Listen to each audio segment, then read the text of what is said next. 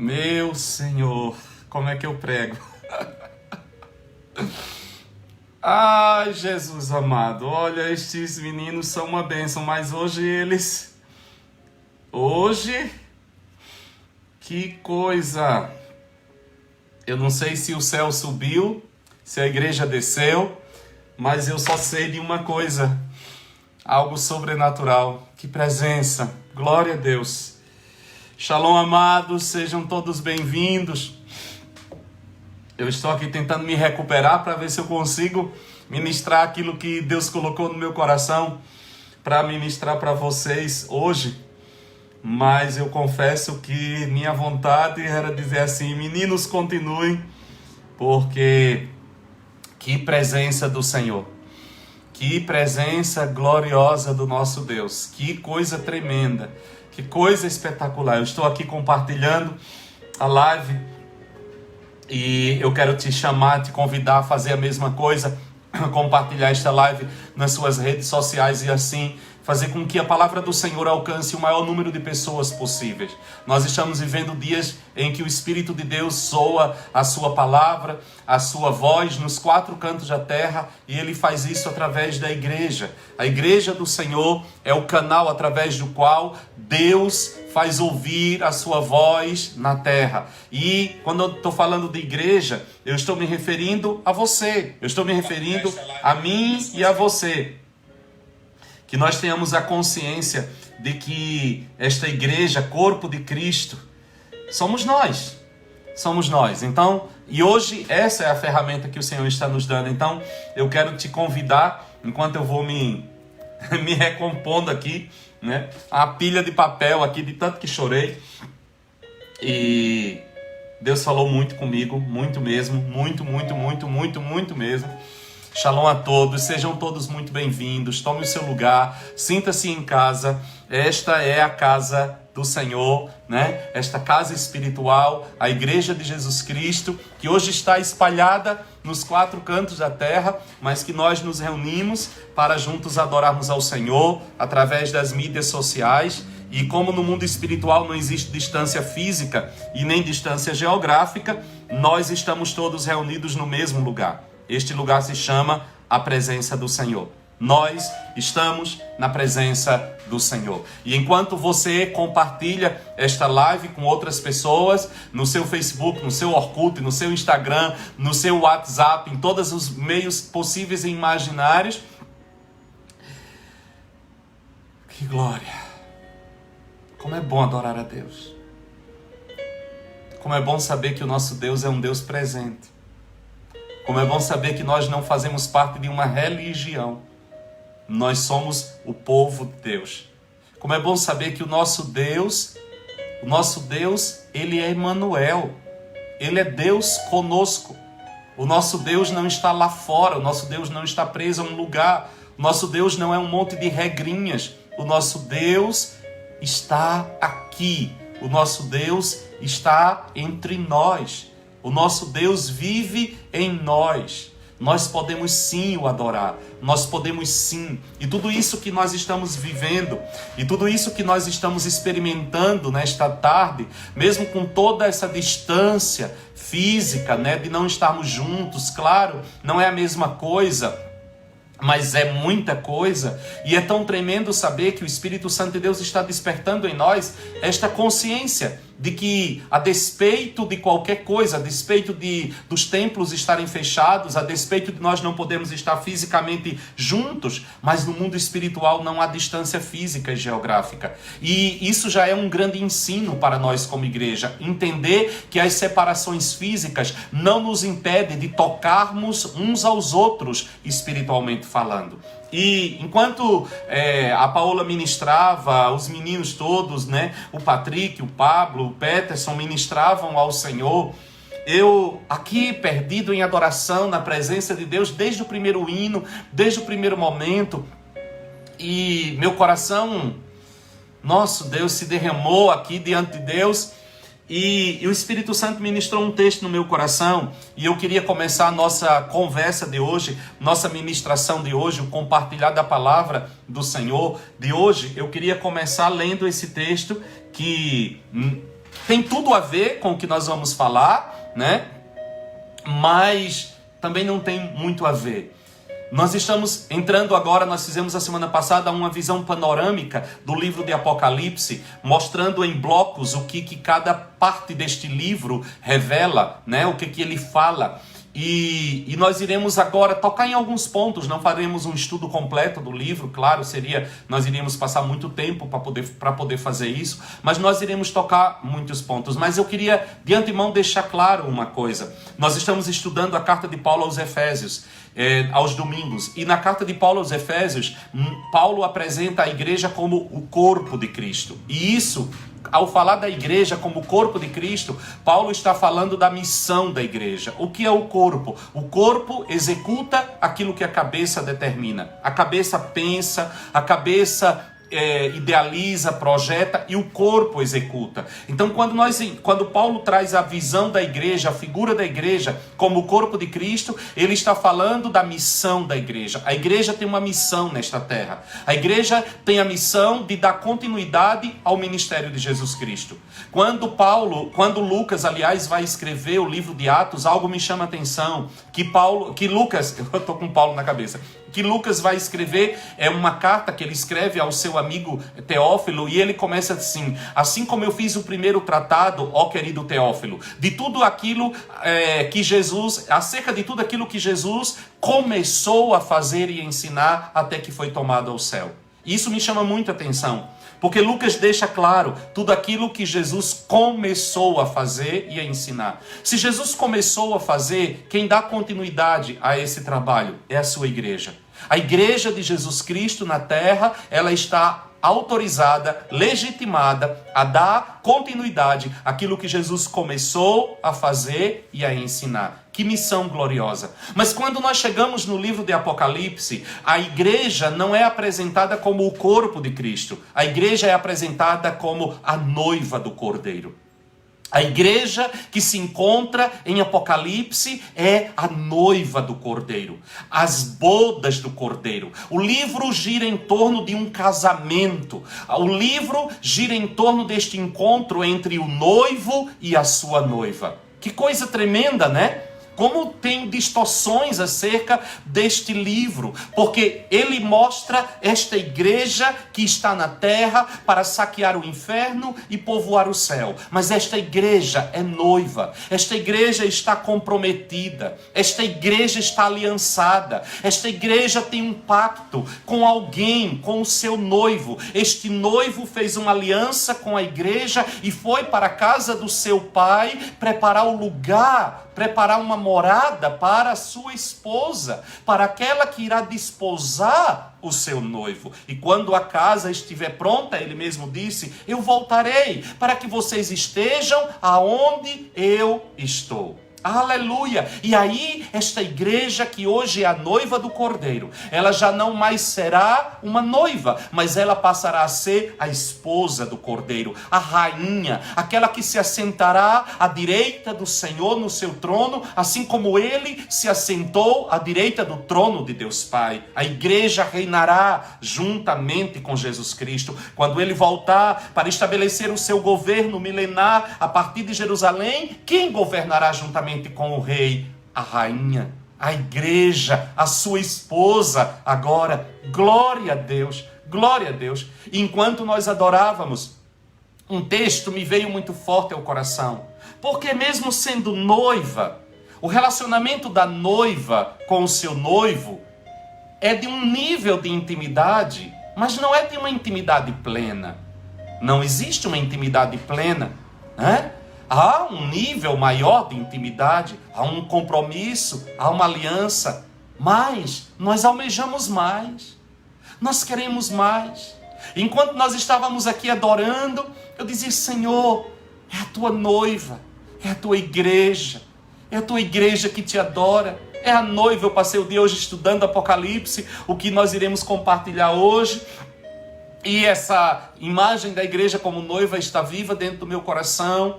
E eu dizia para ele: é a noiva, Senhor, é a noiva. Mas algo veio ao meu espírito, algo veio ao meu coração, e eu gostaria de começar compartilhando com vocês. A noiva tem um nível de intimidade com o seu noivo. mas não é uma intimidade plena, não é uma intimidade total que a esposa tem com o seu marido. Nós hoje temos um relacionamento de noiva, nós temos um relacionamento de uma intimidade parcial, nós temos um relacionamento de uma intimidade que ainda não é total. Mas, amados irmãos, preciosos irmãos, nós estamos nos preparando para as bodas do Cordeiro. Nós estamos nos preparando para o encontro com o noivo na casa do Pai, onde será celebrado as bodas do Cordeiro. E assim como uma festa de bodas demora 7 dias em Israel, as bodas do Cordeiro demorarão 7 anos. Durante 7 anos, enquanto o mundo estará vivendo a grande tribulação, nós estaremos na glória, celebrando as bodas do Cordeiro, o casamento. E aí nós entraremos numa plena intimidade com o nosso Senhor. Aí nós teremos intimidade total com o nosso Senhor. E o texto que me veio ao coração, enquanto isso borbulhava dentro de mim, se encontra em 1 Coríntios capítulo 13. Uma declaração do apóstolo Paulo. Paulo está aqui falando do amor, o amor de Deus. Quando chega no capítulo 13, no versículo 12, ele diz: agora vemos como que em um espelho, de maneira obscura. Paulo está dizendo que a nossa intimidade com o Senhor, embora sendo espetacular, embora sendo gloriosa, ela é como que um espelho. Talvez para nós que vivemos hoje, um espelho é algo tão claro, tão transparente, mas nos dias de Paulo, o espelho era um latão de bronze, em que as pessoas colocavam e ficavam tentando se enxergar, e era obscuro, era distorcido, não era perfeita a visão. E Paulo está dizendo que o nosso relacionamento, enquanto nós estivermos aqui nesta terra, a nossa intimidade com o Senhor é desse jeito. É como um espelho nos dias de Paulo. É obscuro. É como você tentar se enxergar no fundo de uma panela. Por mais bem areadinha que ela esteja, por mais brilhante que ela esteja, é obscuro. Não dá para você ver direito. Paulo está dizendo que agora nós vemos como num espelho, de maneira obscura. Não é pleno, não é total. Mas você vai dizer: mas pastor, é tão maravilhoso, nós nos derramamos em adoração. Pois é, irmãos, e isso ainda não é pleno, isso ainda não é total, isso ainda não é o que Deus tem para nós. A Bíblia diz que nem olhos viram, nem ouvidos ouviram, nem jamais subiu ao coração do homem aquilo que Deus reservou para aqueles que o amam. Aleluia! O Senhor tem coisas gloriosas esperando por nós. E Ele diz: então quando, Paulo? Então quando vierem as bodas. Então quando nós formos de encontro ao Senhor. Então quando isso que é corruptível se revestir de incorruptibilidade. Isso que é mortal se revestir de imortalidade. Então nós seremos como Ele é. Então nós receberemos um corpo glorioso como o corpo que Ele tem. E aí diz Paulo: então nós veremos face a face. Aleluia! Quando isso veio aqui no meu coração, quase que tem um treco aqui em casa. Eu disse: meu Deus, se o vislumbre da Tua glória em um momento de adoração, como que em espelho, já nos quebra, já nos derrete, que esplendor será quando nós te enxergarmos face a face. Quando não houver mais o empecilho deste corpo. Quando não houver mais o empecilho da carne. Quando não houver mais o empecilho da corrupção, do pecado. Quando o véu literalmente for rasgado. Quando nós tivermos um corpo semelhante ao de Jesus, que glória será! Que glória nos espera, amados irmãos. Que glória nos aguarda. Que glória o Senhor tem reservado para a sua igreja. Que glória o Senhor tem reservado para mim e para você. Quando o Senhor abre um pouquinho o véu, quando um momento de adoração rompe, quando com todas as limitações, nós quase que nos afogamos em lágrimas, nós nos derretemos, saímos dali impactados. O que será a glória de olhar para Ele face a face? Veremos o Senhor, amados. Veremos Jesus como Ele é. Veremos a Jesus como Ele é. Você já imaginou o que você vai sentir quando você o abraçar? Você já imaginou quando você tocar nele?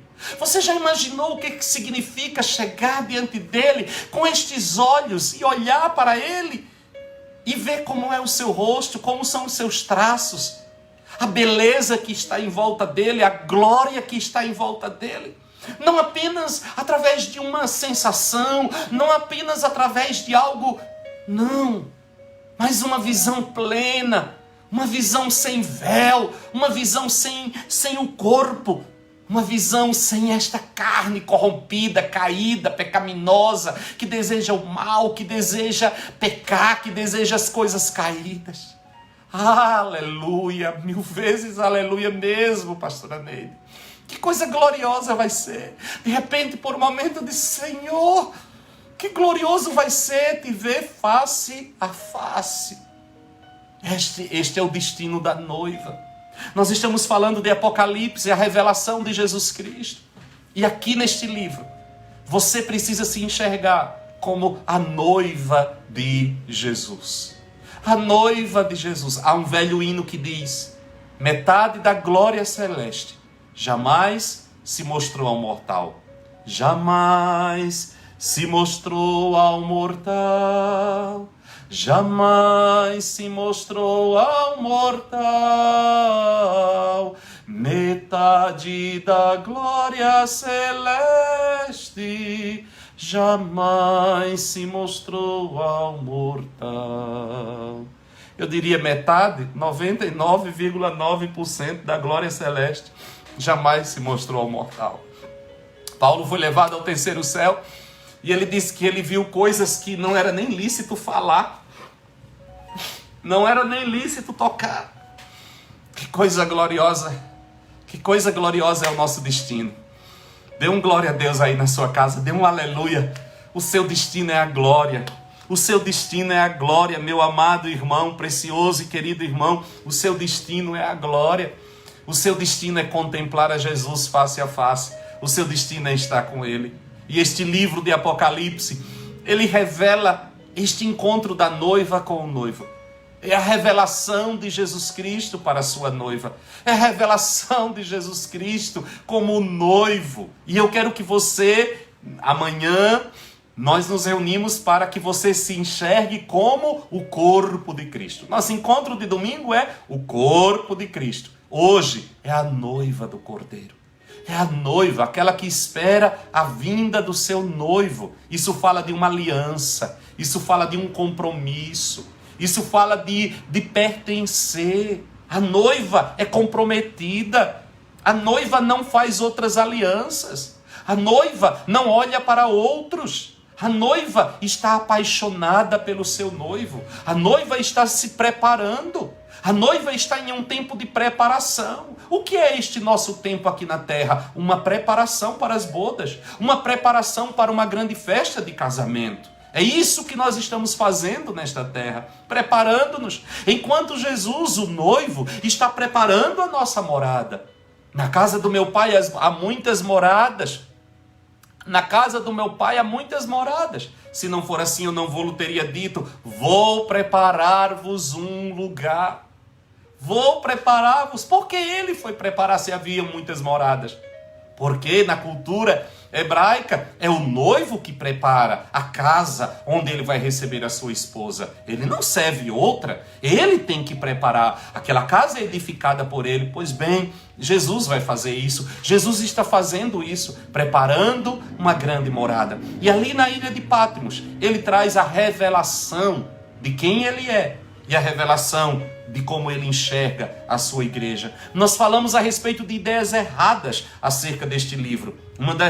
Eu deixei aqui 2 ideias erradas que nós desconstruímos, e eu espero que tenha sido desconstruída dentro de você. A primeira ideia errada é que se trata de um livro selado. Se trata de um livro cheio de coisas encobertas, né? Então o livro de Apocalipse é um livro selado, é um livro para poucos. Esquece isso. O livro de Apocalipse é o livro que aponta para o final de todas as coisas. E é um final de glória, é um final de vitória, é um final de triunfo, é um final aonde a noiva do Cordeiro desposa o seu noivo e se torna a rainha assentada à direita do trono do seu rei. Que glória! Que destino glorioso nos espera. Outra ideia errada é a ideia de que se trata de um livro de catástrofes e caos.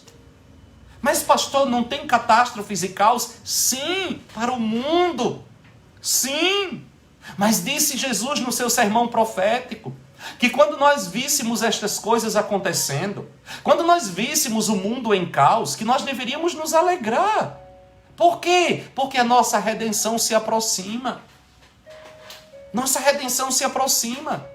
E como eu disse várias vezes, não é uma tentativa. Não é que você vai partir desta terra para tentar. E aqui entra a questão da segurança da salvação. Infelizmente nós vivemos dias de uma igreja dita cristã, onde não há segurança da sua salvação. Como dizia o apóstolo Paulo, para mim é melhor partir e estar com Cristo. Isso é segurança da salvação. Paulo dizia, quando esta casa terrena se desfizer, eu tenho um edifício construído no céu pelas mãos do Deus Todo-Poderoso. Isso é segurança da salvação. Você tem que ter esta certeza, esta segurança dentro de você. Não é uma loteria, não é uma tentativa. Quantas vezes, diante da morte de alguém querido, nós ouvimos as pessoas dizer, que Deus o coloque num bom lugar, se Deus se vê que merece. Não! Não é tentativa.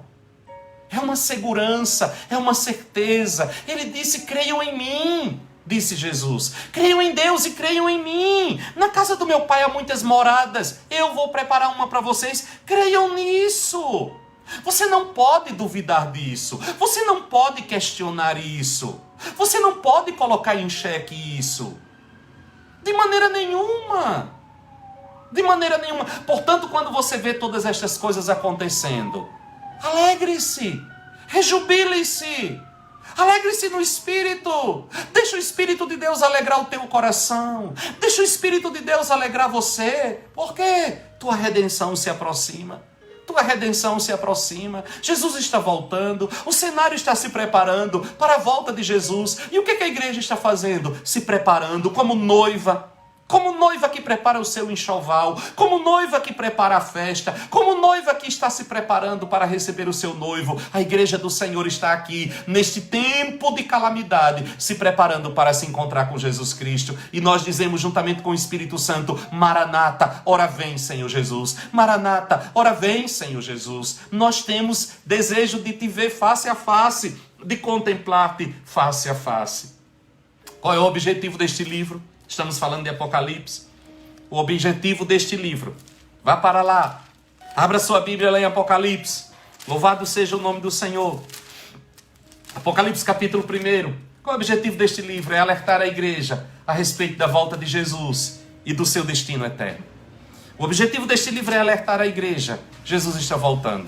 O objetivo deste livro é dizer à igreja, prepara-te para te encontrar com o seu Deus. Prepara-te, porque o Senhor está voltando. E do destino eterno desta igreja. Do destino eterno desta igreja. O cenário deste livro. Ao mesmo tempo em que João se achava preso numa ilha, ele se encontrava livre em espírito. Olha aqui o que é ser a noiva do Senhor. João, o autor deste livro, nos dias de Domiciano, estava preso. Domiciano era um imperador cruel, terrível, mau, cheio de ódio, de medo, um louco, um verdadeiro louco. Manda João para a ilha de Patmos, uma prisão, para que João ali morresse. Muitos até achavam na igreja do primeiro século, João foi o apóstolo que viveu mais, foi o único que morreu de velho, não foi assassinado por Roma. Mas muitos, enquanto João estava na ilha de Patmos, achavam que ele tinha morrido, que ele não tinha escapado. Era um lugar terrível, era um lugar que as pessoas nunca de lá voltavam. Mas Deus tinha um plano para a vida de João. E algo espetacular, João estava preso por fora, mas livre por dentro. O Espírito, ele mesmo vai dizer, eu, João, me achava em espírito no dia do Senhor. Eu me achava em espírito. E Deus lhe revelou as coisas que em breve devem acontecer. Deus leva João a uma experiência sobrenatural. João é levado. E aquilo que eu falei a semana passada, João é tirado da dimensão do tempo para a dimensão onde o tempo não existe. E João vive Apocalipse. João tem um arrebatamento de sentidos. João é levado para uma outra esfera. João é levado para viver aquilo que já está acontecendo. Ele sai do tempo para o lugar onde o tempo não influencia. João vê. João presencia, João expressa emoções, João participa do que está acontecendo. Não é uma visão daqui para lá, mas ele é inserido dentro daquilo. Como pode, pastor? Você pode perguntar. João viu a multidão? João viu o Cordeiro? João viu a multidão dos redimidos? João viu a adoração do céu? João viu a igreja dos redimidos? Como pode? Eu falei disso na aula anterior, na ministração anterior, se expõe a ela. João entra na dimensão onde tudo acontece simultaneamente. Onde não há passado, onde não há presente, onde não há futuro, onde tudo acontece simultaneamente. Então ele vê a igreja, ele vê os 144 mil, ele vê uma multidão de todas as tribos, línguas, raças, povos e nações que não se poderia contar. Ele não vê a distância, repito, mas ele entra no meio desta multidão. Ela está lá, ela existe lá. Parece meio louco isso, mas é porque nós estamos presos ao tempo. Nós estamos presos a passado, presente e futuro. Mas quando você sai e entra no mundo espiritual, você descobre que não existe passado, presente e futuro. É por isso que João tem uma experiência com o final de todas as coisas. Porque para João, estas coisas ainda vão acontecer. Para mim, estas coisas ainda vão acontecer. Mas para Deus, estas coisas já estão acontecendo agora. Aleluia! Eu acho isso tremendo. Aprisionar o apóstolo, jogá-lo numa masmorra, levá-lo a uma ilha prisão, não impede que o Espírito Santo de Deus se revele a ele, trazendo coisas extraordinárias. Deixa eu dizer uma coisa para você: ninguém pode tocar em você. Aleluia! Mesmo que alguém consiga destruir este corpo, aquilo que é o seu verdadeiro eu, que é o teu espírito, ninguém pode tocar. Ninguém pode tocar, ninguém pode tocar, ninguém pode tocar. O vosso adversário, o diabo, anda ao vosso derredor, rugindo como um leão, procurando a quem possa tragar, mas ele não pode tocar em você, porque ele está ao seu derredor. Deus estabeleceu um limite para que ele chegue até você. Crente nunca sai perdendo, um salvo nunca sai perdendo. Mas pastor, os apóstolos morreram, crente não morre. A morte perdeu o poder sobre nós. Nós não morremos, nós somos promovidos. Nós saímos da prisão do tempo para a liberdade de um universo onde o tempo não existe. Aleluia! Glória a Deus! Crente não morre, crente é promovido. É por isso que Paulo diz, é melhor partir e estar com o Senhor. Me libertar de tudo isso aqui. O que é que nos falta? Sabe o que é que nos falta? Segurança da nossa salvação. Segurança de quem nós somos, certeza de quem nós somos. Vivemos uma vida cristã tão medíocre, amados. Vivemos uma vida cristã tão presas às coisas desta terra, que quando se fala em morte, nós já pulamos, porque temos medo do que nos espera do outro lado, porque nós ainda não estamos seguros de quem nós somos em Cristo Jesus. Mas o Espírito de Deus está produzindo em nós esta segurança. O Espírito de Deus e a Palavra de Deus está produzindo num povo. Deus está levantando um povo do meio do povo, e este povo vai fazer a diferença nesta terra. Este povo vai fazer a diferença. Por quê? Porque este povo olhará para a morte não como um pesadelo, mas olhará para a morte como uma ponte que nos levará a uma promoção extraordinária. Qual é o objetivo deste livro? Encorajamento. O objetivo do livro de Apocalipse é encorajamento. Não é medo. Olha o oposto. Encorajamento. No capítulo 1 do versículo 4, olha o que é que ele vai dizer. João, as 7 igrejas que estão na Ásia, graça e paz a vós outros, da parte daquele que é, que era e que há de vir, e da parte dos 7 espíritos que estão diante do seu trono. O que é que o Senhor está trazendo? Uma mensagem para a igreja, para trazer para ela o quê? Encorajamento. Permaneça.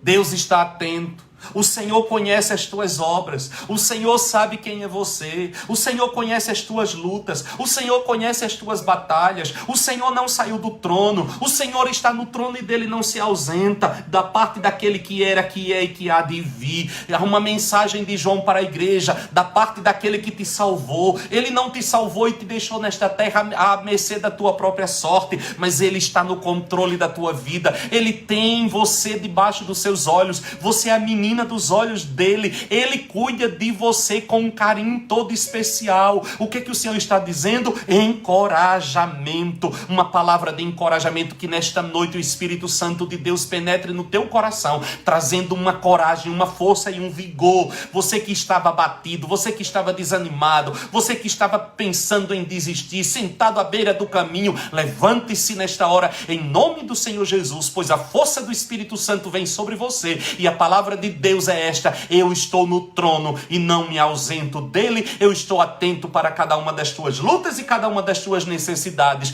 e tu és mais do que vencedor. Aleluia. Encorajamento. E ele vai trazer um perfil do noivo da igreja. Lembra do que eu falei? Este livro vai revelar o noivo e a noiva. Quando nós chegarmos em Apocalipse, o tempo inteiro você vai se encaixar e vai se ver como a noiva. E o noivo? Vamos falar do noivo. Olha como é que este noivo se apresenta. Capítulo 1, nós estamos no capítulo 1 de Apocalipse. Capítulo 1, versículo 5, ele diz assim: da parte de Jesus Cristo. Da parte de Jesus Cristo. Há uma mensagem. Este livro é uma mensagem da parte de Jesus Cristo. Da parte de Jesus Cristo, o noivo. É uma carta de amor, é uma revelação de amor. Quem é ele? Olha que eu acho isso espetacular. Da parte de Jesus Cristo, primeira característica, que é a fiel testemunha. Ele é a fiel testemunha. Testemunha de quê? Fiel ao quê? Fiel à aliança que ele firmou com você.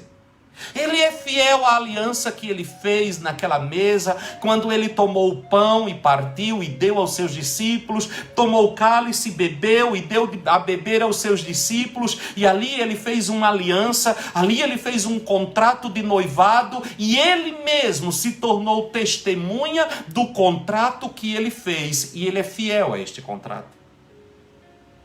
É interessante, irmãos, porque quando nós chegarmos no capítulo 3, nós vamos descobrir que tem tanto erro nesta igreja, tem tanto defeito nesta igreja, ele tem tanta bronca para dar a esta igreja. Ele olha, tem uma situação em que ele diz: vocês me colocaram para fora. Eu estou à porta batendo para ver se alguém ouve a minha voz, estou do lado de fora, fui expulso. Contudo, ele é fiel.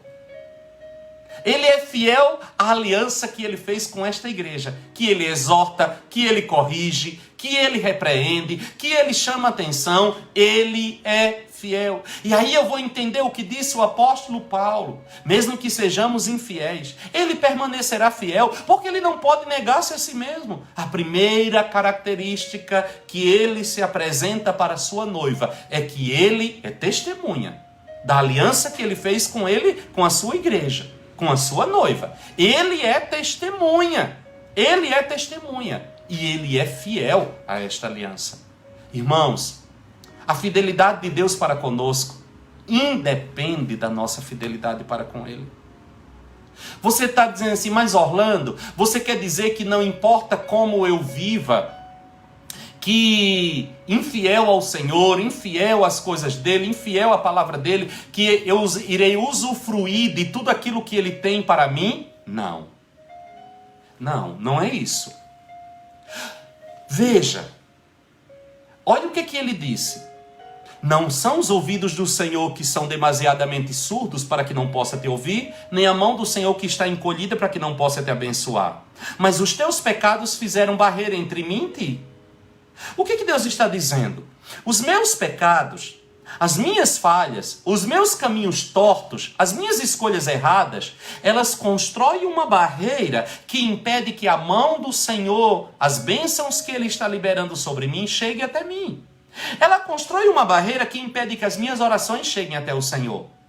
Veja, os meus pecados, os meus erros, não tiraram Deus do lugar. Os meus pecados, os meus erros não taparam os ouvidos do Senhor para mim, construíram sobre mim. É como se ao pecar, ao errar, ao tomar decisões erradas, eu fosse construindo em volta de mim uma redoma que vai impedindo que aquilo que de Deus venha para mim me alcance. Ele continua liberando, Ele continua abençoando, mas aquilo não me alcança. Aquilo não chega até mim. Por quê? Porque os pecados na minha vida construíram barreira que impede que aquilo que de Deus está vindo chegue até mim. Ele continua fazendo. É nesse ponto que Paulo está dizendo, mesmo eu sendo infiel, ele continua fiel. Ah, eu pequei, Deus encolheu a mão. Não! Ah, eu pequei, Deus virou o rosto contra mim. Não! Ele continua com a mão estendida sobre você. Ele continua com seus ouvidos atentos. Só que a construção que o pecado fez em sua volta está impedindo que aquilo que ele está liberando sobre você chegue até você. É como se eu plantasse uma planta e colocasse uma redoma de vidro em volta dela e ficasse jogando água sobre a planta. A água está sendo jogada, mas a redoma que está em volta dela está impedindo que aquela água alcance a planta e dê vida e dê saúde a ela. O problema não está com a mão do jardineiro regando. O problema está com a redoma que foi construída em volta daquela planta. Pois bem, os nossos pecados, eles constroem uma redoma em nossa volta. E Deus é esse jardineiro que continua derramando água. Só que a água bate na redoma e cai fora. E muitas vezes nós dizemos, Deus se esqueceu de mim. E muitas vezes nós dizemos, Deus não me ouve mais. Como se o problema estivesse com Deus. Não. Não. O problema está aqui. Davi disse, eu fui moço, hoje sou velho, nunca vi o justo nem a sua descendência mendigar ao pão. Talvez você diga assim, Davi não viu, mas eu vejo. Eu digo, o problema não está com Deus de Davi, o problema está com o justo da nossa geração. O que eu vou fazer? Como é que eu devo agir? Endireitar as minhas veredas? Consertar os meus caminhos? Para quê? Para quebrar esta redoma. Para destruir esta proteção que eu construí em minha volta, que está impedindo que as bênçãos de Deus cheguem até mim? É isso que eu preciso trazer. É isso que eu preciso fazer. É isso que eu preciso destruir. Como que eu destruo esta redoma? Como que eu destruo esta construção que está impedindo as bênçãos de Deus de chegar até mim? Pelo arrependimento. Filhinhos, eu vos escrevo para que não pequeis, mas se pecardes, tendes um advogado diante de Deus, Jesus Cristo justo. E se confessarmos os vossos pecados, Ele é fiel e justo para vos perdoar os pecados e vos purificar de toda injustiça. O que é arrependimento? É uma tristeza profunda por ter ferido a santidade de Deus. E ao me arrepender e confessar os meus pecados, o que eu faço? Eu quebro esta redoma, eu quebro esta muralha. E a água que Deus está liberando consegue alcançar o seu objetivo, a minha vida. As bênçãos de Deus, elas são derramadas copiosamente sobre bons e maus. Ele faz nascer o sol sobre justos e injustos. Ele tem prazer em nos abençoar, mas nem todos recebemos. Nem todos recebemos, nem todos usufruímos, nem todos nos deliciamos, nem todos vivemos nesta plenitude. Deus seria um Deus seletivo? Deus estaria abençoando uns e outros não? Não. O problema não está em Deus, o problema está em mim. É por isso que, mesmo que eu seja infiel, Ele continua fiel.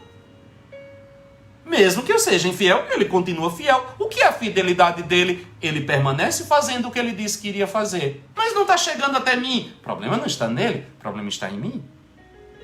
O que é que eu devo fazer? Me arrepender. Ele é fiel. Ele é fiel. Ele é fiel. Ele é fiel. Não desperdice as bênçãos de Deus na sua vida. Não desperdice os planos de Deus na sua vida. Irmãos, eu acho que quando nós chegarmos na glória, Deus vai colocar lá um DVD do filme da nossa história, mostrando a realidade espiritual. e as bênçãos que nós desperdiçamos por sermos obstinados no nosso caminho de pecado. Que tristeza. Quando o Senhor começar a mostrar as coisas que nós desperdiçamos, nós vamos dizer: Senhor, tu não mandaste. E Ele vai dizer: mandei, bateu na redoma e caiu do lado de fora. Senhor, tu não ouviste daquela oração? Não ouvi, não chegou aqui. Você estava orando, mas tinha uma redoma em volta de você. A tua voz batia na redoma e de lá não saía. Vamos quebrar esta redoma. Vamos arrebentar com essa construção. Vamos destruir esta prisão. Vamos destruir esta fortaleza. Ele é fiel. Ele é fiel. Ele está lá. Ele está fazendo. É como a parábola das 10 virgens. O noivo chegou. Ele veio. Mas a metade daquelas virgens não puderam desfrutar da noite de núpcias. Não entraram nas bodas. Eu te pergunto, qual foi o problema? O problema foi com a infidelidade do noivo? O noivo era fiel. O noivo disse que vinha e veio. Mas a metade das virgens, elas foram infiéis. Ele permaneceu fiel. E na sua fidelidade, ele cumpriu o que havia dito. Mas elas não usufruíram. Quantas bênçãos na sua vida você pode estar abortando? Quantas bênçãos de Deus já devem ter batido sobre uma redoma de pecado, de obstinação, de rebelião, de pensamento obstinado, de insubmissão, sei lá. E que bateu, escorreu do lado de fora e você não conseguiu usufruir. Este é o dia que o Senhor fez. Nós somos a noiva do Senhor. Aqui está o Espírito Santo falando quem é este noivo.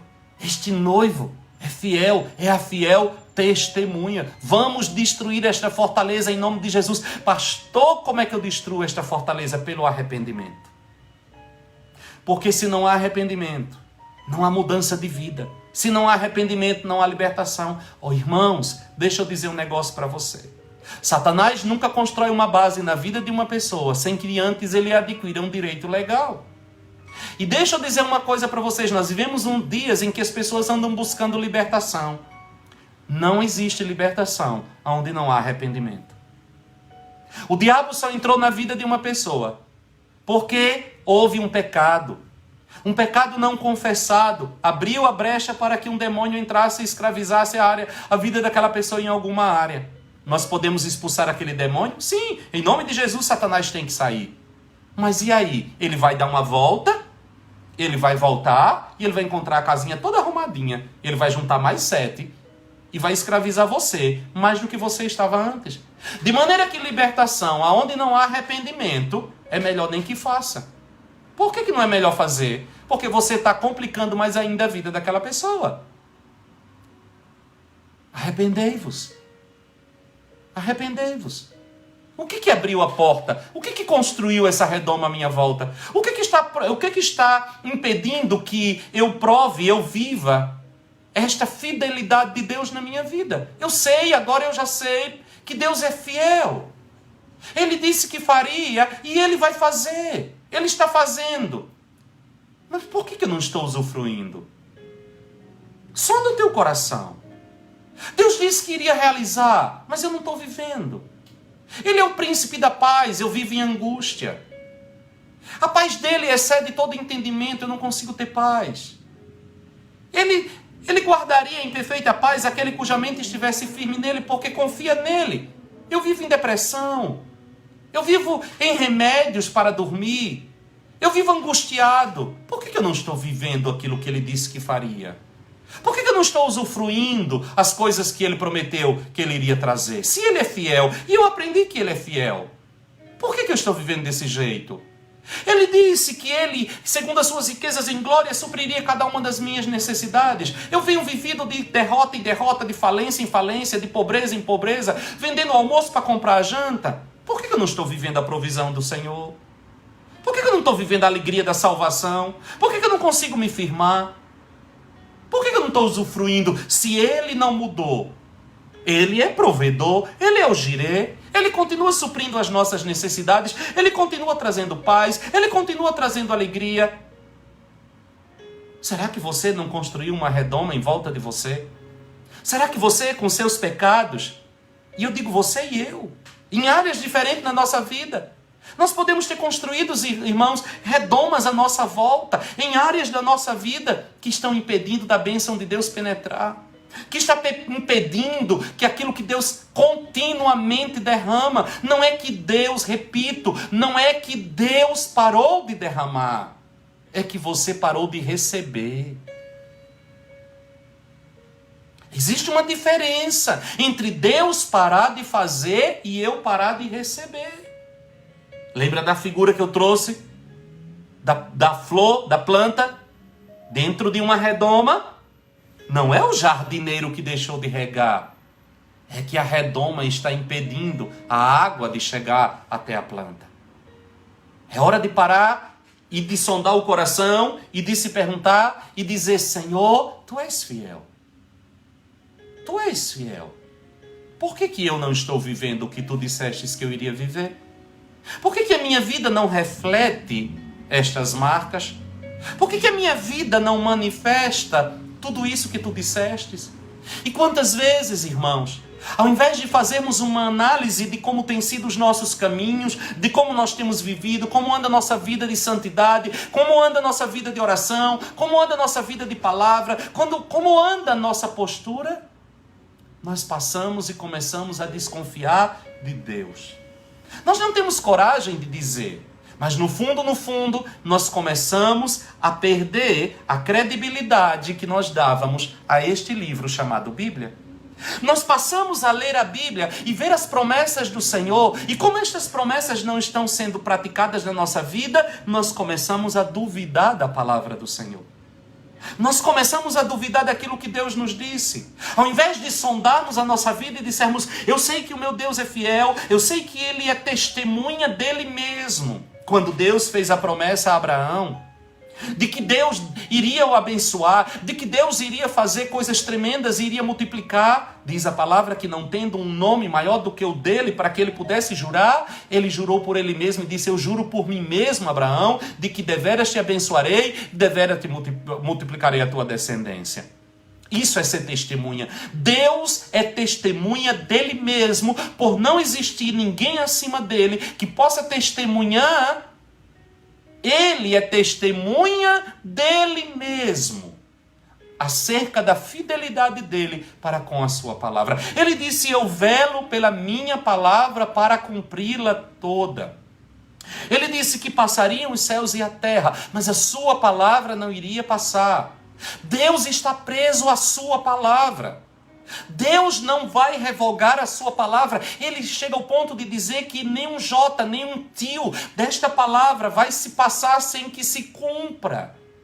Esse é o caráter do Senhor. Fidelidade é o caráter de Deus. Fidelidade não tem nada a ver comigo. Fidelidade tem a ver com o caráter de Deus. Deus não viola a sua palavra. Deus não volta atrás na sua promessa. Deus não é homem para que minta, nem filho de homem para que se arrependa. Mas muitas vezes nós como noiva do Senhor, nós como a noiva do Cordeiro, estamos vivendo uma vida miserável nesta terra. Não estamos vivendo aquilo que Ele nos disse que nós deveríamos viver. Eu posso chegar hoje para você com toda misericórdia e compaixão de Deus no meu coração e dizer para você e para mim: o problema não está em Deus, o problema está em nós. É tempo de parar. Nós estamos vivendo um tempo de isolamento, tendo tanto mais tempo dentro de casa. É tempo de parar, é tempo de olhar e sondar o meu coração e perguntar: onde está o erro? Sonda-me, ó Deus.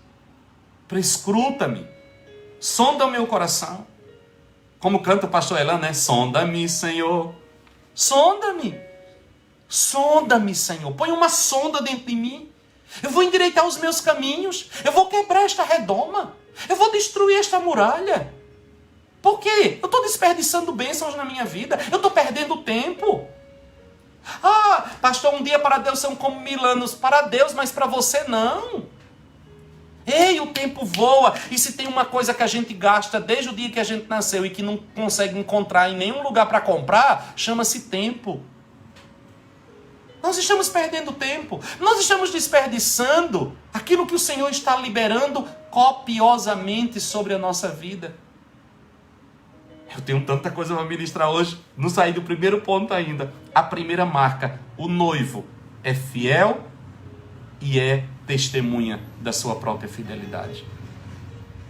O problema não está nele, ele é fiel. Tu és fiel, Senhor. Tu és fiel, Senhor. E deixa eu dizer, ele não é fiel, não é a você, ele é fiel a ele mesmo. Ai, Deus é fiel a mim.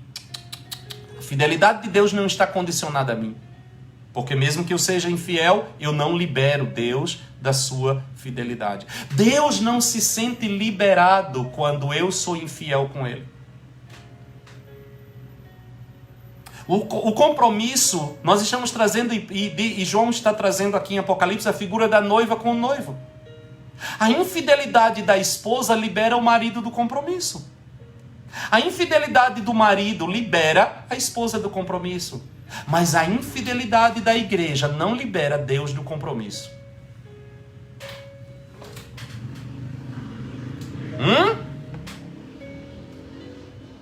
A fidelidade de Deus é a sua palavra. Jurou o Senhor a sua palavra. Deus fez uma promessa e jurou a sua palavra. A sua palavra. Uau! Uau! Ele é fiel a toda prova. Mas ele ainda vai dizer, eu vou pelo menos, andar um pouco aqui no versículo 1, as marcas do noivo. Ele é o primogênito dentre os mortos. Olha o que é que ele vai dizer, no versículo 5. A fiel testemunha, o primogênito dos mortos. Como assim o primogênito dos mortos? Ele é o primeiro a ressuscitar, vencer a morte, para nunca mais voltar a morrer. Porque talvez você vai dizer, mas a Bíblia está cheia de pessoas que morreram e ressuscitaram, mas tornaram a morrer. Ele é o primeiro de uma nova raça. Ele é o primeiro que cumpriu todo o processo. Ele é o primeiro que venceu a morte. Ele é o primeiro que recebeu um corpo glorioso. Ele é o primeiro que recebeu o corpo incorruptível. Ele é o nosso noivo. Ele é o primeiro. Ele é o primeiro. Ele não é o único. Ele não é o unigênito dos mortos. Ele é o primeiro dentre os mortos. Ele é o primogênito dentre os mortos. Por que o primogênito? Porque ele encabeça uma nova raça. Ele encabeça um novo tipo de gente que passará por este mesmo processo que ele passou. Os que morreram em Cristo ressurgirão. Os que estiverem vivos serão transformados e receberão um corpo semelhante ao corpo que ele tem hoje. Seremos semelhantes a ele, porque não pode desposar de qualidade diferente. O noivo e a noiva são da mesma espécie. Nós receberemos um corpo como o dele. Que coisa gloriosa. Quem me conhece sabe que esse é o maior desejo da minha vida, esse corpo glorioso. Nós vamos atravessar a parede, irmãos. Nós vamos... E Jesus comia com o seu corpo, as pessoas tocavam nele, mas ao mesmo tempo ele aparecia, desaparecia, atravessava a parede. É fantástico. Ele é o primogênito. Ele é o primeiro que venceu a morte. Onde está a morte, a tua vitória? Onde está o inferno, o teu galardão? Eu estou trazendo as marcas do noivo. As marcas do noivo. Eu também, pastora Neide, eu quero atravessar a parede. As marcas do noivo. A primeira marca dele é a fiel testemunha. A segunda marca, o primogênito dos mortos. Mas ele continua dizendo, ele é o príncipe dos reis da terra. Em outra versão diz o soberano dos reis da terra. Aleluia. E o que isto revela? Ele tem o trono acima de todo trono. Ele tem a autoridade máxima. Ele é soberano sobre os reis da terra. Ele eleva reis, ele abate reis. O trono dele é inatingível. Nenhum trono se equipara ao dele. Nenhuma autoridade chega aos pés da autoridade dele. Ninguém pode se comparar a ele. Ele é o soberano dos reis da terra. É assim que ele se apresenta à sua noiva. É assim que ele se apresenta à sua igreja. É assim que ele se revela. a fiel testemunha, o primogênito dos mortos, o soberano dos reis da terra. Aleluia! Meu amado irmão, amada igreja, você adquiriu um bom partido, hein? Isso é que é um noivo de qualidade. Isso é que é um noivo. Aleluia! A fiel testemunha não vai lhe trair. Não vai lhe trair. O primogênito dos mortos. Venceu o último inimigo a ser vencido. Venceu o último e nos deu acesso a esta vitória. Ele é o soberano dos reis da terra. Ele é o soberano dos reis da terra. Existe um corinho que diz assim: os reis da terra se prostrarão ante a ti, Senhor. Sim, os poderosos virão a ti e confessarão o teu poder, Senhor. Os reis da terra se prostrarão ante a ti, Senhor. Sim, os poderosos virão a ti e confessarão o teu poder, Senhor. Não apenas de palavras reinas hoje, não apenas de palavras reinas hoje, reinas hoje, reinas hoje entre nós,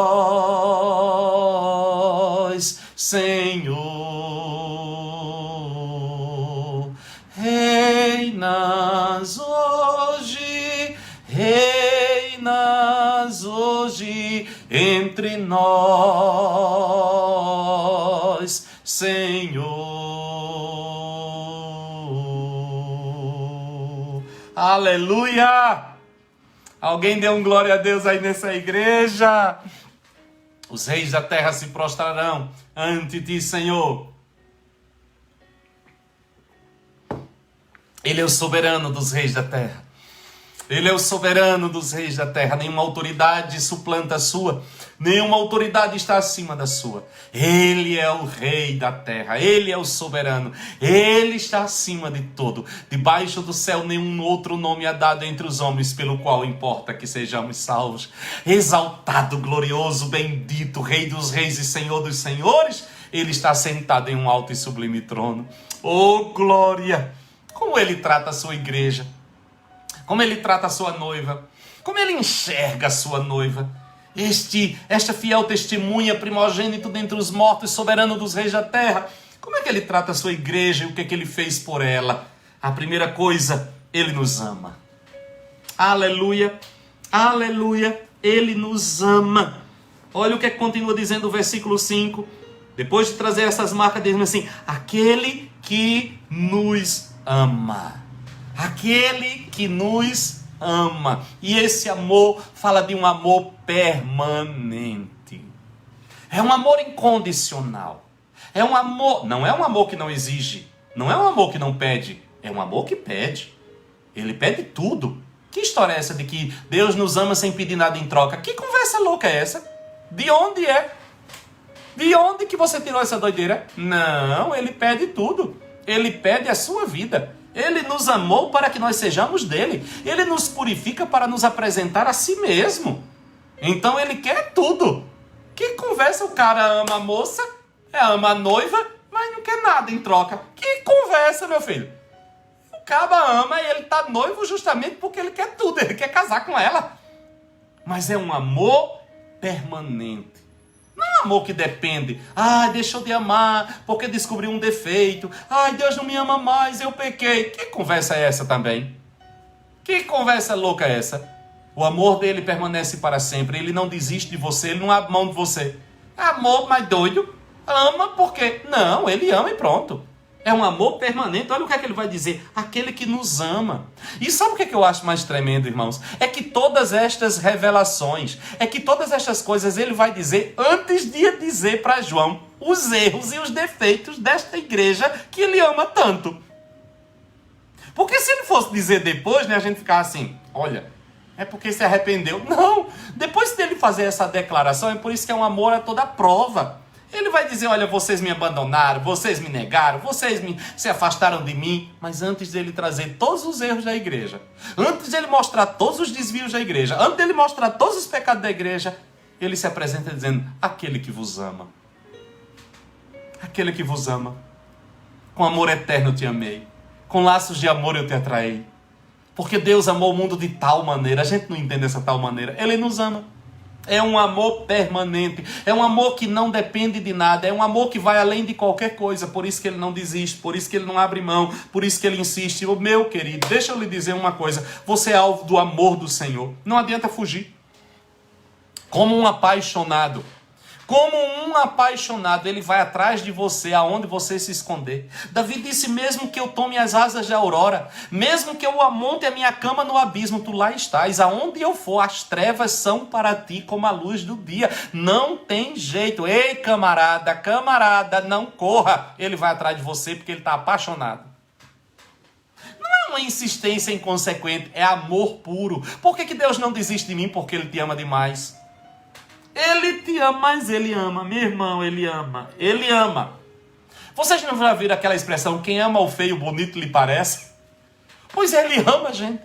Ele nos amou. Ele nos amou quando nós éramos seus inimigos. Ele nos amou quando nós estávamos afastados. Ele nos amou, ele nos amou, ele nos amou, ele nos amou. E não tem jeito, é um amor que não tem conserto. Não é, José? Ele deixa as 99 ovelhas e vai buscar aquela que se perdeu. Está perdido, ele vai atrás. Ele vai atrás porque ele ama. É um amor que corre risco. É um amor a toda prova.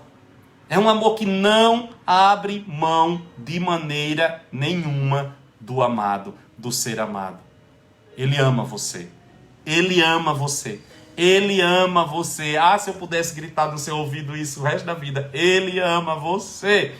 O meu tempo no Instagram está terminando, mas vocês no Instagram podem correr lá para o Facebook, porque eu não consigo falar só uma horinha não, e o Instagram é muito curtinho. Então corre lá para o Facebook e você vai ter lá. Aleluia! Deixa eu sair aqui do Instagram.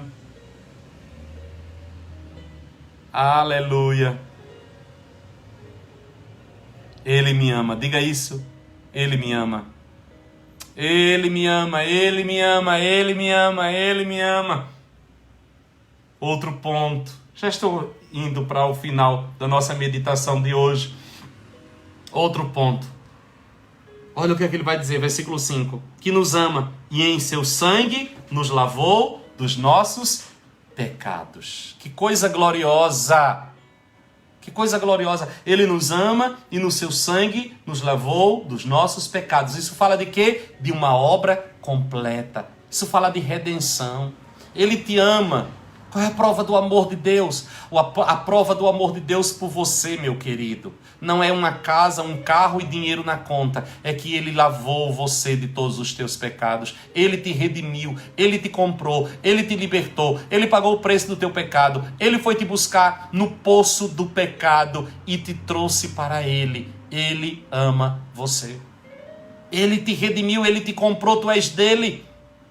Aleluia, tu és dele. É uma obra completa. A obra da redenção é uma obra completa. Eu gosto da palavra sozo para a salvação. A palavra sozo fala de novo nascimento para o espírito, restauração para a alma, cura para o corpo. A obra da redenção alcança todos os níveis da nossa vida. Nós fomos salvos, estamos sendo salvos e seremos salvos. Os tempos da salvação. Eu fui salvo no dia em que encontrei a Jesus. Eu fui salvo no dia em que Ele me encontrou. Eu fui salvo no dia em que eu o aceitei como Senhor da minha vida. Meu espírito nasceu de novo. Eu sou uma nova criação. No meu espírito eu fui salvo. Na minha alma eu estou sendo salvo todos os dias. Pois a minha alma não nasce de novo, mas ela é restaurada. E ao ser restaurada, ela vai sendo salva dos grilhões e das marcas que o pecado deixou nela, que o velho homem deixou nela. Eu estou sendo salvo na minha alma. E eu serei salvo na ressurreição dos mortos no meu corpo, quando eu receber um corpo glorioso e serei semelhante a ele. Então eu fui salvo no meu espírito, eu estou sendo salvo na minha alma e eu serei salvo no meu corpo. Esse é o efetuar da salvação. Esta é a obra completa. Deixa eu lhe dizer, todo o preço, toda a provisão para você viver estes 3 níveis da salvação já lhe foi disponibilizado pelo noivo amado Jesus Cristo de Nazaré. A provisão de Deus já foi liberada na sua vida para que você nasça de novo. A provisão de Deus está sendo liberada na sua vida dia após dia para restaurar a sua alma. E a provisão de Deus já foi liberada na sua vida para garantir a ressurreição dos mortos e um corpo glorioso para você. Esta é a obra da redenção. Esta é a obra completa. Aquele que vos amou e no seu sangue vos lavou. Uma obra completa. Não vai ficar nada. Não tem nada de fora. Está tudo pronto. Salvação é um pacote. Salvação é um pacote. Você vai provando à medida que anda. Nenhuma condenação há para aqueles que estão em Cristo Jesus. Você já passou da morte para a vida, mas não terminou ainda não. Tem gente que acha que Jesus morreu na cruz do Calvário só para poder libertá-lo do fogo do inferno. Que conversa é essa, meu filho? Tem uma obra que está acontecendo na sua vida dia após dia. Você está se expondo à palavra de Deus hoje? O Espírito Santo está trabalhando dentro de você, está quebrando cadeias, rompendo grilhões, restaurando áreas, consertando coisas. O Espírito Santo está aí moldando, apontando, e é no dia a dia, ele vai lixando, ele vai apertando, ele vai consertando. O que é isso? Salvação. Provisão de cura para a sua alma, restauração dessa alma troncha. As marcas que o velho homem deixou, as marcas do velho Adão, hábitos, gostos, desejos, costumes, valores, imagens, experiências, carências, rebeliões, orgulhos, ficou tudo aí dentro. Você veio para Cristo, o Espírito nasceu de novo, mas a alma está com essa bagagem todinha. E aí? Aí Deus segura você aqui na terra e tome no lombo, na lixa, como eu costumo dizer, né? Na lixa. Aí ele aperta aqui, passa um deserto ali, um puxão de orelha acolá, um ensinamento aqui, outro ensinamento acolá, e aprende, e vai. E ele vai trabalhando na alma e ele vai purificando. O que é isso, salvação? Salvação fala de uma alma restaurada. Pastor, será que quando eu morrer, eu vou sair daqui? Então é melhor morrer, porque quando eu morrer, aí já está tudo resolvido. Você que se engana. Você está achando que a morte é amiga e vai produzir alguma coisa? Você nunca leu na Bíblia? Você leu. Eu li para você. Que na cidade santa, a árvore da vida está lá. Que o fruto é para produzir vida e as folhas é para produzir cura. Cura de quê? Se lá não vai ter doença. Que cura é essa que essas folhas vão produzir? Cura da alma. Você vai continuar na eternidade. Você vai continuar na eternidade do ponto que você parar aqui. Tem gente que acha que vai cair aqui, morreu aqui, aí no céu virou um anjinho, né? A gente não recebeu essa história, né? Ai, fulano agora virou anjo. Que anjo? Que anjo? Se você partiu daqui salvo, você vai para o céu. Quando chegar lá, meu filhinho, você vai sentar debaixo da árvore da vida e vai comer folha. Para curar esta alma troncha. Pastor, sim, senhor, vai curar essa alma troncha lá. O povo acha que no céu não vai crescer, não vai estudar, não vai trabalhar, não vai nada. E tome folha, né, Rose? Tome folha. Tem gente que vai chegar dentro do trono verde, parecendo um incrível Hulk, de tanta folha que vai comer, para curar. A morte vai produzir algum benefício. Desde quando morte é amiga, se morte é inimiga? Que conversa é essa? Tome folha, meu filho. Tome. É por isso que eu digo, acelere o processo. Acelere o processo. Como é que eu acelero o processo? Deixe Deus trabalhar em você enquanto está aqui, para você chegar lá em cima já adiantadinho. Já chega lá, já mais ou menos meia boca. Já vai dar menos trabalho. Você vai aprender, você vai estudar, você vai crescer no céu. Esse povo tem umas ideias de um céu cinzento, né? Fazemos chá, né, Léo? Vai fazer chá, vai fazer. O Léo já está preparando as receitas da folha dele, né? Vai fazer chá, vai fazer salada, vai fazer. Mas vai ter que passar pelo processo, meu filho. Vai crescer, vai aprender, vai amadurecer. O povo passa uma ideia de um céu cinzento que ninguém quer ir para lá, né? Um céu que todo mundo vai andar assim, ninguém conhece ninguém. Todo mundo vestido de branco, uma fumacinha subindo e todo mundo assim... que horror, que céu mais sem graça. Não, meu filho. Jesus disse, meu pai trabalha até hoje, eu trabalho também. Na casa do meu pai tem muitas moradas. Eu vou preparar mais uma. Tem livro, vai estudar, vai cultuar, vai crescer. Vai crescer, pastor? Claro, você acha que a pessoa que morreu aqui criança, quando você chegar lá no céu, ele vai estar criança? Preste atenção numa coisa. Olha o plano de Deus. Plano de Deus em Gênesis. É um bando de gente nanica que nunca saía do canto. Meu filho, sabe aquele aborto que você teve, que você cometeu? Quando você chegar lá, você vai encontrar já um rapaz ou já uma moça. Meu Deus, pastor. Como assim? Vai emagrecer de tanto comer folha. A Josi já tá querendo, não quer espinafre. Não sei que gosto tem, viu?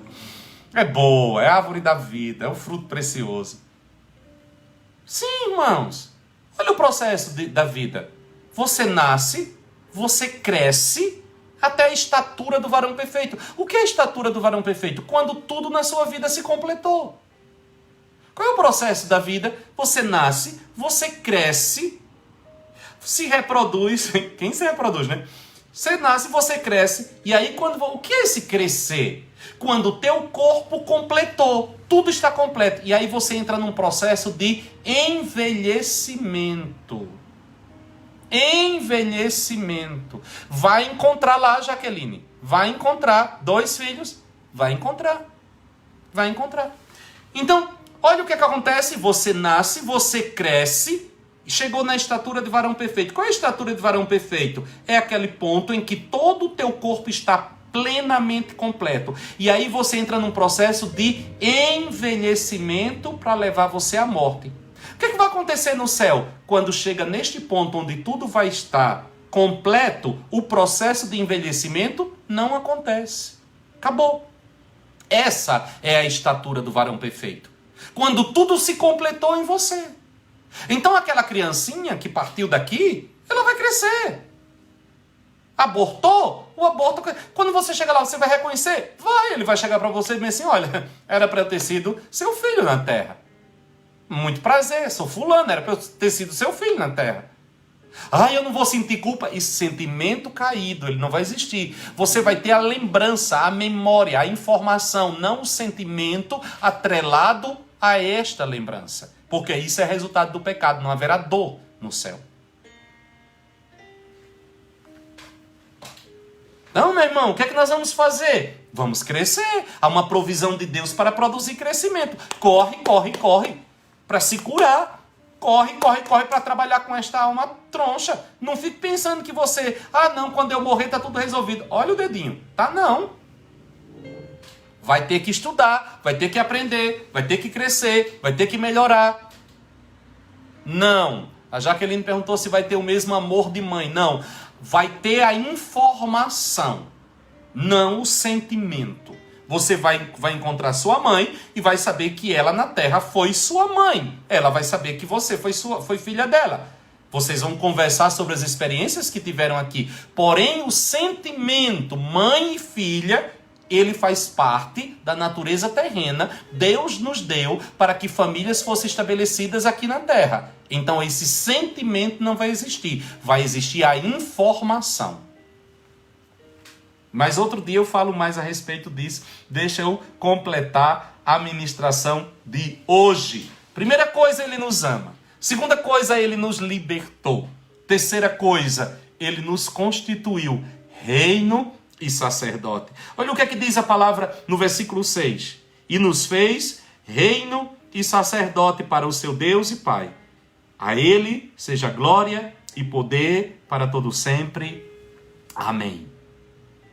Eu vou ler do versículo 5, versículo 6. Da parte de Jesus Cristo, que é a fiel testemunha, o primogênito dos mortos e o príncipe dos reis da terra, aquele que nos ama, e em seu sangue nos lavou dos nossos pecados, e nos fez reino e sacerdote para o nosso Deus e Pai. A ele seja glória e poder para todo sempre. Amém. Reis e sacerdotes. Rei fala de autoridade. Ele nos deu autoridade. Ele nos deu autoridade para reinar. Ele nos deu autoridade sobre serpentes e escorpiões e todo o poder do maligno, e nada nos causará dano nenhum. E o que é o sacerdote? O sacerdote é aquele que vai diante de Deus em favor de alguém. O sacerdote é aquele que tem acesso à presença do Senhor. Ele colocou em nós, na noiva dele, ele deu essas duas marcas, rei e sacerdote. A igreja é a maior autoridade desta terra. A igreja tem a maior autoridade sobre ela nesta terra. Sobre todas as obras do mal, sobre os homens, sobre a criação. A igreja é a maior fonte de autoridade. Mas esta igreja também recebeu sobre si uma unção sacerdotal. A noiva do Senhor, ela também é sacerdotisa. O que isso significa? Ela tem acesso à presença do Senhor. Ela pode entrar na presença do Senhor, levando as suas causas, levando as causas de outro, levando os pedidos de nações, de reino. Ela tem acesso à presença do Senhor. Amados irmãos, esta é a figura do noivo e da noiva. O noivo é a fiel testemunha, o primogênito dos mortos, o soberano da terra. A igreja, a noiva, é a amada dele. É a amada que ele ama incondicionalmente, que foi liberta por ele em todas as áreas, redimida, comprada para ele, e que ele colocou na terra como reino e sacerdote. Eis o encontro perfeito, o noivo e a noiva. Apocalipse vem trazendo a revelação de tudo que aguarda quando estes dois se encontrarem. O noivo e a noiva. Crede em Deus. Crede também em mim. Na casa do meu pai há muitas moradas. Se não for assim, eu não vou-lhe teria dito. Vou preparar-vos lugar. E quando eu preparar, eu voltarei outra vez e o levarei, para que, aonde eu estiver, estejam vós também. Pai, diante desta palavra tão tremenda, a nossa oração é de gratidão. Gratidão porque tu nos destes o maior de todos os presentes. Gratidão porque tu nos entregastes o teu filho para ser o nosso noivo amado. Gratidão porque o amor com que ele nos amou é um amor incondicional. A fiel testemunha. O primogênito dentre os mortos, o soberano dos reis da terra, nos amou como ninguém jamais nos amou. Mas ele nos encontrou na nossa miséria, no nosso pecado, escravos do diabo. Nem assim. Isso foi forte o bastante para que ele não nos amasse.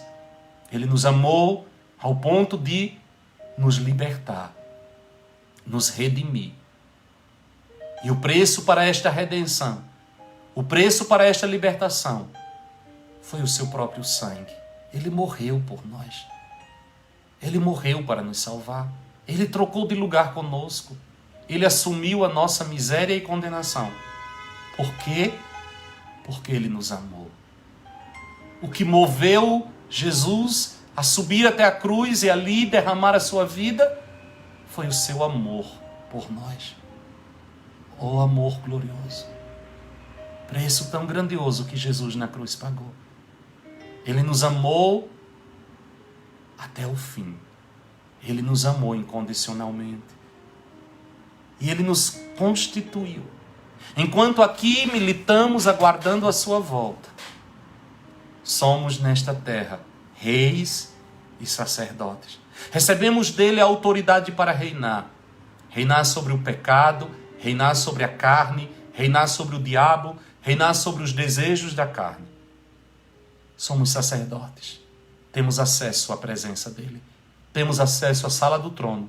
Temos acesso a chegar todo o tempo. à presença dele. Pai, obrigado. Obrigado. Obrigado. Eu te agradeço por este amor tão grande. Eu te agradeço por esta graça tão grande. E que esta palavra penetre no coração de cada ouvinte neste dia e mude a visão que tem de si mesmo como igreja e do noivo. E nos leve a um nível maior de relacionamento e de intimidade. É a minha oração por cada um. Em nome de Jesus. Para a sua glória. Amém. Amém. E amém. Amém. Amém. Antes de trazer a bênção apostólica, eu quero te convidar nesta hora, você que é um crente em Jesus Cristo, você que é um discípulo desta igreja, você é convidado agora a trazer ao Senhor o seu dízimo, a sua oferta, como uma expressão da sua gratidão a Deus e do reconhecimento de que tudo que você tem vem das mãos dele. A Bíblia diz: trazei todos os dízimos à casa do tesouro, e que ninguém deve comparecer diante do Senhor de mãos vazias. Hoje nós vivemos uma outra realidade, onde a igreja já está espalhada nos 4 cantos da terra. Mas as ordenanças do Senhor acerca de todas as coisas, elas não deixaram de ser válidas, só porque nós não estamos dentro de um templo, só porque nós não estamos numa estrutura. A palavra é a mesma, a orientação é a mesma, os princípios são os mesmos. De maneira que se você é um discípulo de Jesus, se você é um discípulo do Senhor, também neste tempo, você não deve comparecer diante do Senhor de mãos vazias. Você não deve comparecer diante do Senhor negligenciando o seu dízimo e a sua oferta. Por isso, nesta hora, você tem aí os dados da conta da igreja, onde você pode depositar o seu dízimo, a sua oferta, e eu quero abençoar cada dízimo, cada oferta, que nesta hora, Senhor, é trazido na tua casa. Eu abençoo cada dizimista, eu abençoo cada ofertante, eu abençoo o trabalho do teu povo, eu abençoo a vida do teu povo, eu abençoo, Senhor, o fruto das mãos do trabalho do teu povo. Pai, em nome do Senhor Jesus, que cada um seja agora suprido nas suas necessidades, que cada um agora seja abençoado na sua vida, em todas as áreas da sua vida. Eu declaro, Senhor, portas abertas, portas de trabalho, sobre aqueles que precisam de um trabalho, sobre aqueles que precisam de um milagre financeiro, que este milagre venha, que este milagre seja liberado na vida de cada um, Pai. Em nome de Jesus e para a tua glória. Eu consagro a ti os dízimos e as ofertas, que eles sejam multiplicados, que eles venham para trazer provisão à tua casa, manutenção da tua obra, expansão do teu reino, Senhor, e que seja usado com seriedade, com temor e com tremor, sabendo que cada oferta, que cada dízimo é consagrado a ti e não aos homens, Senhor. Nós abençoamos estas ofertas, nós abençoamos estes dízimos e abençoamos o teu povo em nome de Jesus. Que Yahvé vos abençoe e vos guarde, que Yahvé faça resplandecer o seu rosto sobre vós e tenha misericórdia de vós. Que Yahvé sobre vós levante o seu rosto e vos dê shalom. Que a graça salvadora de Jesus o Cristo, o amor de Deus, o nosso eterno e soberano Pai, e a presença do Espírito de Deus esteja convosco, com as vossas famílias e com toda a igreja, espalhada na face da terra, hoje e para sempre. Amém, amém e amém. Amém, amados. Louvado seja Deus. Lembrando aos irmãos que amanhã, nosso culto, às 4 horas da tarde, nós teremos uma pequena mudança. Primeiro entrará o pastor Luiz, lá de Southend, e depois do pastor Luiz entrarei eu. Então você vai chegar aqui às 4 horas da tarde e vai ter um português ministrando. Não se assuste, depois dele serei eu, certo? Então nós teremos amanhã, você não pode perder. Amanhã nós temos uma surpresa, por isso que vai ter essa mudança nos horários, e vai ser uma bênção, com certeza. Deus tem uma palavra para ministrar aos nossos corações. Então amanhã, 4 horas da tarde, horário aqui da Inglaterra, meio-dia, horário do Brasil. Eu espero todos vocês para juntos adorarmos ao Senhor. Amém? Deus abençoe, Deus te guarde, Deus te proteja. E se essa palavra foi uma bênção para você, envie para outras pessoas, convide outras pessoas, divulgue para outras pessoas, para que o maior número de pessoas possível possa ser abençoados pela palavra do Senhor. Amém? Deus te abençoe, saudade de todos vocês, um grande beijo. Espero que logo, logo, em nome de Jesus, nós estaremos todos juntos celebrando, fisicamente, juntos outra vez. Vamos com calma, seguindo todo pelo Portuga, Não se assuste, viu, minha gente? É o pastor Luiz amanhã. mas eu entro depois dele. Vamos com calma, vamos seguir todos os protocolos, bem direitinho. O Senhor tem nos sustentado até aqui, está todo mundo fiel, está todo mundo crente, está todo mundo, né? Então, não vamos nos precipitar e quando tudo estiver com segurança, nós faremos uma festa. Eu não quero fazer coisa de qualquer jeito, né? Saudade também, Priscila. Abraço, Rosinha. E vamos fazer uma festa linda de retorno, em nome de Jesus, logo, logo. Deus abençoe, Deus te guarde, se cuidem, se protejam e até amanhã, se Deus quiser. Grande abraço, fiquem com Deus. Shalom, shalom.